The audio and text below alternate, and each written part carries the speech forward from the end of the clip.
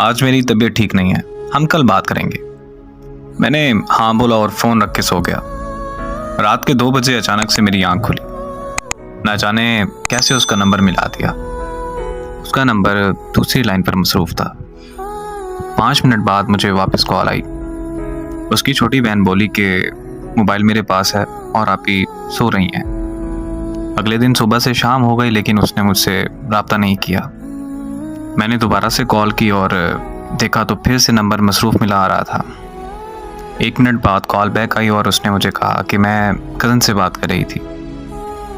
मैं खामोशी से उसकी बात सुनता रहा और फिर कुछ वक्त तक हम दोनों खामोश रहे।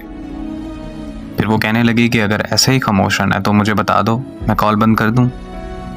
मैंने मुस्कुराकर कहा जैसे तुम्हें ठीक लगे। उसने कहा कि ओके, अब मुझे कॉल मत करना। बस ये कहकर उसने कॉल बंद कर दी। मैंने कुछ देर बाद उसे फिर कॉल कर दी। इस बार फिर से उसका नंबर मसरूफ़ आ रहा था। फिर उसने मेरी कॉल अटेंड की और वो बहुत खूब गुस्सा होने लग गई और मुझसे कहने लगी कि मेरी बात ध्यान से सुनो कि मैं अब तुमसे प्यार नहीं करती, मैं किसी और को पसंद करती हूँ। 6 साल का रिश्ता उसने एक पल में ख़त्म कर दिया। मैंने उससे पूछा कि आखिर कौन है वो लड़का। वो मुझसे कहने लगी तुम होते कौन हो मेरी लाइफ में इंटरफेयर करने वाले। मैंने उससे कहा कि यार मैं तुमसे प्यार करता हूँ, तुम मुझे भूल गई।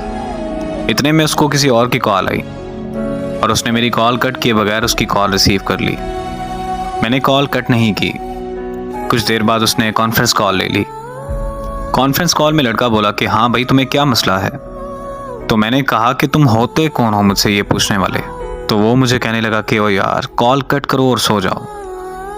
तो साथ में ही वो बोली कि नहीं जान, ये ऐसे बात नहीं मानेगा, आप इस पागल को इग्नोर करें और मुझसे बात करें। तो वो लड़का बोला कि हाँ मैं भी तो देखूंगी ये कब तक कॉल कट नहीं करता। मोहब्बत में सितम की मिसाल और क्या तुम है। मैंने अपने महबूब को किसी और के साथ रोमांस करते देखा है। वो वक्त गुजरता गया और मैंने बहुत मुश्किल से खुद को संभाला। 3 साल बाद मुझे एक रॉन्ग नंबर से कॉल आई। मैं कॉल अटेंड करते ही उसकी आवाज़ पहचान गया। वो बोली कि कैसे हो तुम। मैंने उसे कहा कि तुम काम की बात करो बस। तो कहने लगी कि तुम मुझसे अभी तक नाराज़ हो। मैं खामोश रहा और फिर पूछा उसने कि तुमने शादी कर ली। तो मैंने पूछा कि तुमने कर ली।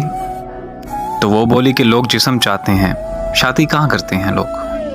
बात यह है कि जिससे आप मोहब्बत करते हैं उससे कभी मोहब्बत ख़त्म नहीं होती, लेकिन इस तरह करने से आपकी ज़िंदगी में उस शख्स का वजूद चला जाता है। और ज़िंदगी में मोहब्बत होती है, लेकिन उस मोहब्बत का मतलब एक शख्स से वफा करना होता है। और खुदारा मेरी उन लोगों से गुजारिश है कि जिस्मों से खेल कर मोहब्बत के नाम को बदनाम मत कीजिए।